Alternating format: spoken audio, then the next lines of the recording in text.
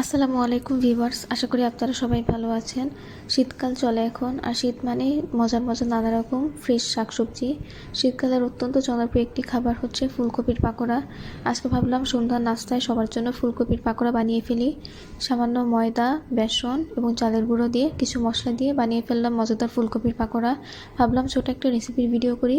আমি কমেন্ট বক্সে ইনগ্রিডিয়েন্টস লিখে দিচ্ছি, আপনারা অবশ্যই বাসায় বানাবেন এবং জানাবেন খেতে কেমন হয়েছে। দেখতেই পাচ্ছেন, এটা দেখতে যেমন সুন্দর, খেতেও ঠিক তেমনই মজা হয়েছে। আসসালামু আলাইকুম ভিউয়ার্স, আশা করি আপনারা সবাই ভালো আছেন। শীতকাল চলে এখন, আর শীত মানে মজার মজার নানা রকম ফ্রেশ শাকসবজি। শীতকালের অত্যন্ত জনপ্রিয় একটি খাবার হচ্ছে ফুলকপির পাকোড়া। আজকে ভাবলাম সন্ধ্যার নাস্তায় সবার জন্য ফুলকপির পাকোড়া বানিয়ে ফেলি। সামান্য ময়দা, বেসন এবং চালের গুঁড়ো দিয়ে কিছু মশলা দিয়ে বানিয়ে ফেললাম মজাদার ফুলকপির পাকোড়া। ভাবলাম ছোট একটা রেসিপির ভিডিও করি। আমি কমেন্ট বক্সে ইনগ্রিডিয়েন্টস লিখে দিচ্ছি, আপনারা